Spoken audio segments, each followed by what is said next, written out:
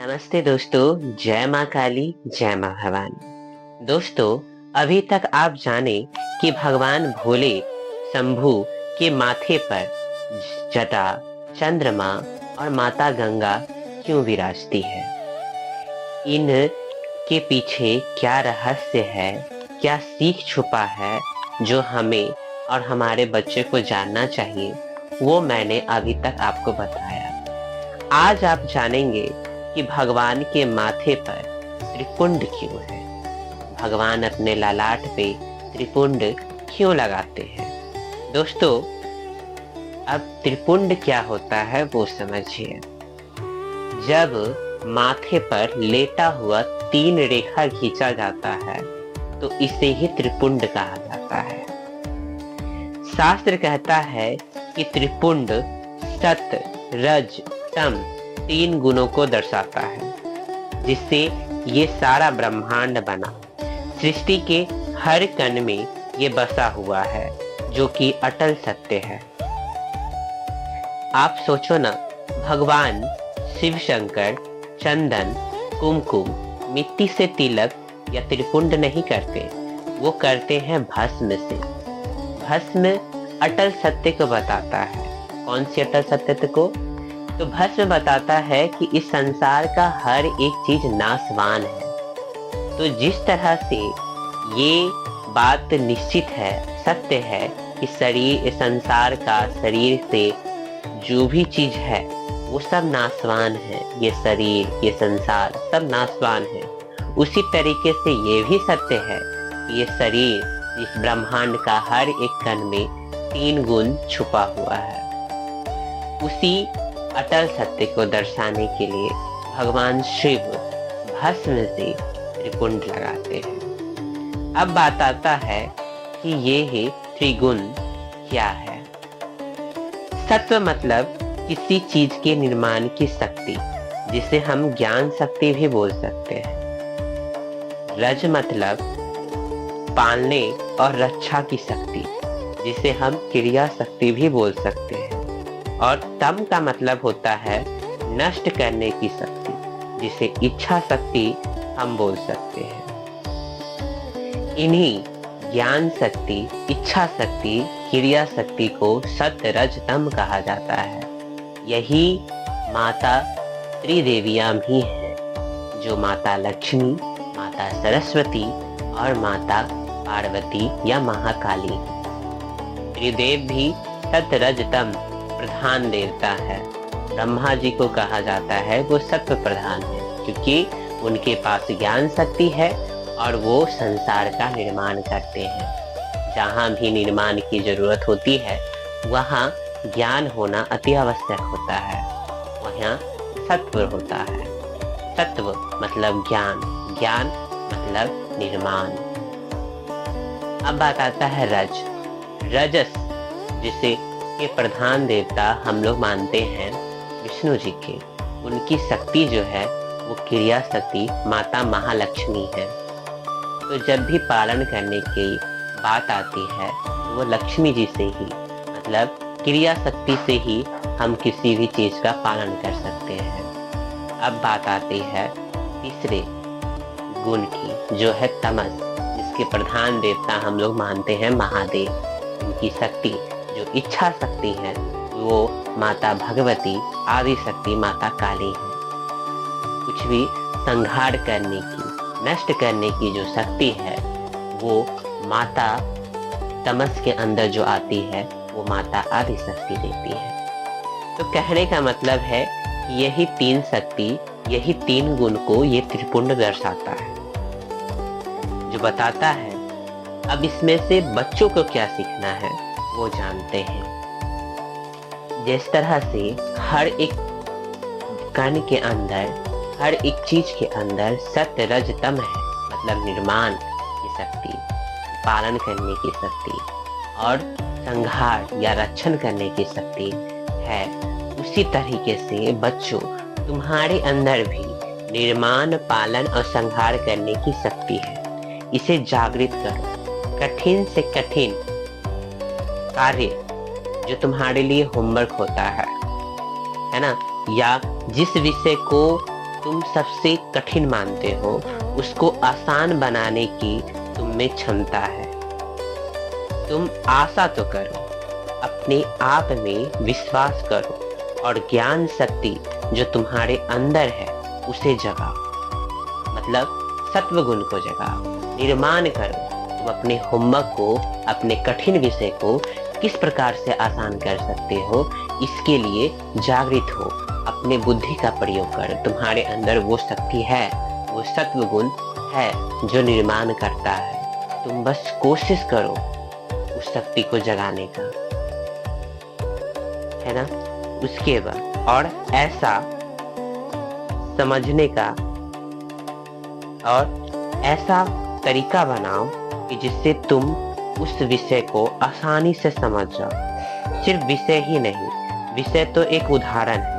ऐसे तुम संसार में ऐसे वस्तु, नियम या सिद्धांत का निर्माण करो कि बच्चों तुम सनातन धर्म का झंडा फहरा सको। आज के समय में जो भी समस्या सनातन धर्म को खत्म करने के लिए आ रही है, उन समस्याओं का निवारण करने की भी क्षमता तुम में है। तुम्हें सिर्फ और सिर्फ अपने परिवार के लिए नहीं, इस देश के लिए, इस संसार के लिए, इस सनातन धर्म के लिए कार्य करना है। इसके लिए सज्जित हो। बच्चों, अब तुम क्या किए कि तुम जो कठिन विषय थे उसको समझने के लिए आसान तरीका खोज लिए, उसका निर्माण कर लिए, जिससे तुम आसानी से कठिन विषय को समझ जाओ। समझने से तो काम होगा नहीं। अब जो चीज को तुम समझे हो उसे अपने मस्तिष्क में संभाल के रखना भी। वो कैसे होगा? तो वो होगा अभ्यास से। अभ्यास एक क्रिया है, शक्ति है जो रजस गुण प्रधान है, जो रज को दिखाता है, जो संभालना, पालना को दर्शाता है। तो जब तुम कठिन विषय पे अभ्यास करते रहोगे, उससे भागोगे नहीं, उससे डरोगे नहीं, बाकी जो आसान तरीका तुम निर्माण किए हो समझने का, उस चीज को अपनाने का, उस चीज को अभ्यास में लाओगे और उसको करते रहोगे। तो करते करते करते कब वो तुम्हारे दिमाग में फिट हो जाएगा कि तुमको पता भी नहीं चलेगा। तो तुम्हारे अंदर ये भी गुण है कि तुम अभ्यास करते रहो, क्योंकि तुम्हारे अंदर रज है। अभ्यास रज गुण है। ठीक है, अब आगे बढ़ते हैं बच्चों। ये सब करने के लिए तुम्हें पहले इच्छा शक्ति दृढ़ करना होगा, प्रयास करना होगा। अब आता है प्रयास। बच्चों, ये प्रयास जो है वो इच्छा शक्ति प्रधान है। ये तमस है। गलत हो इच्छा, अगर गलत हो तो वही तमस विनाश कर देती है। अगर इच्छा अगर सही हो तो वो महाकाली रूप जो होता है वो आपका उद्धार भी कर देता है। प्रयास एक अच्छा तमस है। ठीक है, तो आपको प्रयास करना होगा, प्रयास की भावना लाना होगा मन में। ये नहीं करना होगा कि ये विषय जो है वो हमसे नहीं होगा, ये कठिन है, भारी है, आदि आदि फालतू विचारों को अपने दिमाग में नहीं लाना है ना। पहले इन फालतू विचारों को संहार करना है। जब भी देखो बच्चों, मैं भी बहुत साल पढ़ाया हूँ बच्चों को। कुछ भी ऐसा अगर उनको विषय मिलता है कि इसको बच्चों याद कर लो, तो वो उसे देखेंगे नहीं, सिर्फ नाम सुन के मतलब ज्यादा एक उदाहरण से समझाते हैं। एक बच्चे को जब मैं होमवर्क दिया कि उसको पांच स्पेलिंग का वर्ड था, ठीक है। अब वो बच्चा को आदत था 2 या 3 स्पेलिंग वाला वर्ड याद करने का, 3 लेटर वाला वर्ड याद करने का। बाकी जब भी उसको 5 या 6 लेटर का वर्ड में नहीं मिला तो उसे देख के वो कह रहा नहीं, हमसे नहीं होगा, ये है वो है, बहुत कठिन है, हम कैसे करेंगे, हम अभी बच्चे हैं। मतलब फालतू विचार वो बच्चा मन में ले आया। तो सबसे पहले इस फालतू विचार को हटाना है। कहना है तुम अपनी इच्छा शक्ति को दृढ़ करो, क्योंकि तुम्हारे अंदर तमस भी है। माता महाकाली है, महादेव है, जो बुराई का संहार करते हैं और अच्छाई के लिए इच्छा प्रकट करते हैं, अच्छाई को आगे बढ़ाते हैं, मतलब प्रयास करवाते हैं। तुम प्रयास तो करो, इस फालतू विचारों को पहले साइड करो, खत्म करो, उसको संहार करो और अपने अंदर इतना मजबूत इच्छा प्रकट करो कि तुम प्रयास करो। प्रयास करोगे, है ना, तो तुम्हारे अंदर आस जगेगा, आस जगेगा तो तुम अभ्यास करोगे और जब अभ्यास होगा तो हो गया काम। समझे ना?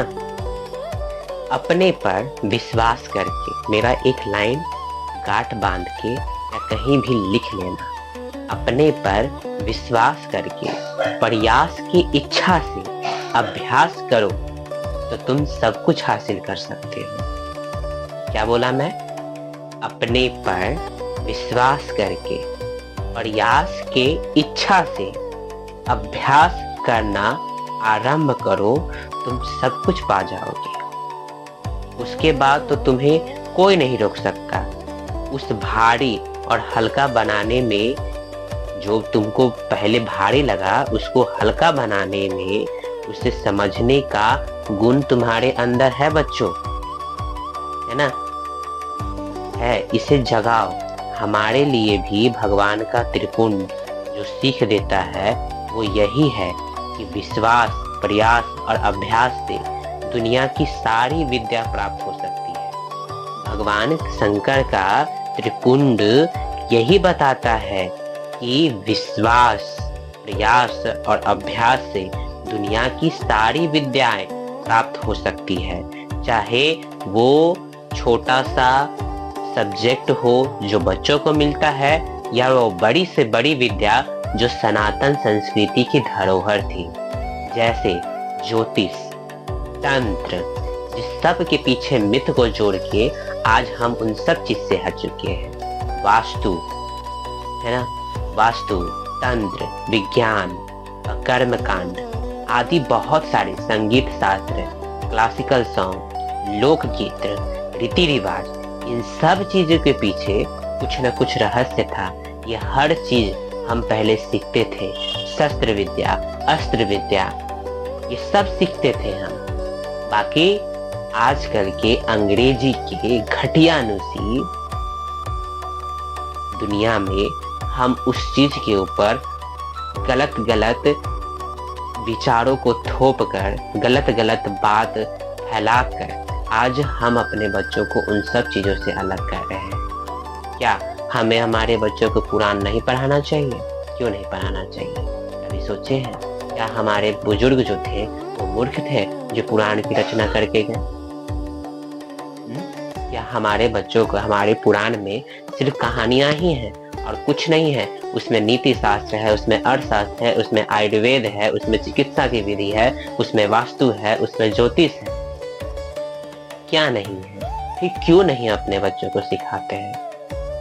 इसलिए नहीं सिखाते क्योंकि हम नहीं सीखे हुए हैं, हम भी उस चीज को छोड़ चुके हैं। तो हमें वो चीज का जो बेसिक नॉलेज है उसे तो कम से कम आना चाहिए। तो कहने का मतलब, जाने दीजिए ये सब बात, कहने का मतलब कि संसार की सारी विद्या हस्तगत हो सकती है अगर आप क्या करें? विश्वास, प्रयास और अभ्यास। यही सत्य रज तम है, यही त्रिदेवी है, यही त्रिशक्ति है, जिससे ये सारा ब्रह्मांड बना। आप सोचो ना, जब आपका या बच्चा का विश्वास टूटे ना, है ना, जो ये त्रिपुंड सिखा रहा है, विश्वास टूटे ना, तो वो प्रयास की चाह रखकर अभ्यास करते करते तो वो बच्चा सफल नहीं होगा। बड़ा से बड़ा भलाई का काम नहीं करेगा? जरूर करेगा। वो कभी भी पीछे नहीं हटेगा। हम करते यही हैं कि हम बच्चे के विश्वासी को तोड़ देते हैं। आजकल की जो शिक्षा पद्धति है वो बच्चों के विश्वास को तोड़ देती है, बच्चों के चाह को तोड़ देती है। मैं ऐसे ही नहीं बोल रहा, आप सब भी देखते होंगे, जो छोटा बच्चा बहुत सारे प्रश्न पूछता था, वो अंग्रेजी स्कूल में जाते जाते धीरे धीरे उसके प्रश्न खत्म हो जाते हैं। बस उसके दिमाग में बैठ जाता है कि जो टीचर हमको पढ़ा दिए हैं वही सत्य है, बाद बाकी के बारे में हमें सोचना ही नहीं है।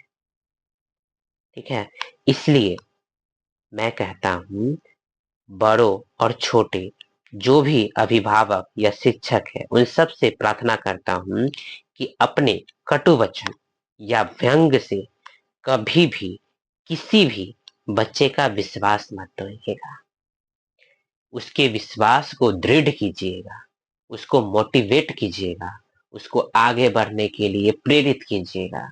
बच्चा जरूर सफल होगा, और वही सफल बच्चा आगे जाके क्या से क्या नहीं करेगा वो आप सोच भी नहीं सकते। वो इस समाज के लिए, इस संसार के लिए, अपने परिवार के लिए, इस सनातन धर्म के लिए क्या नहीं करेगा, ये हम और आप अनुमान भी नहीं लगा सकते।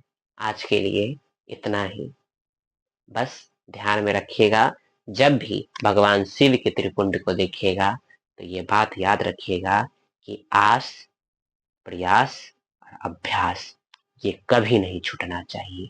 यही सत्य रज तम है, यही भगवान का त्रिपुंड है, जिसे हमारे भारे बच्चों के माथे पे हमें रगड़ देना है। सिर्फ त्रिपुंड लगाने से काम नहीं चलेगा पूजा पाठ में, ये भी हमें हमारे बच्चों के अंदर लाना है। उन्हें विश्वास करने, उनके विश्वास को इतना दृढ़ बनाना है कि वो अपना विश्वास जल्दी से तोड़े नहीं। विश्वास ना तोड़े, प्रयास करे, अभ्यास करे और जीवन की सभी कठिनाइयों को सरल करे। आज के लिए इतना ही। जय मां काली, जय मां भवानी।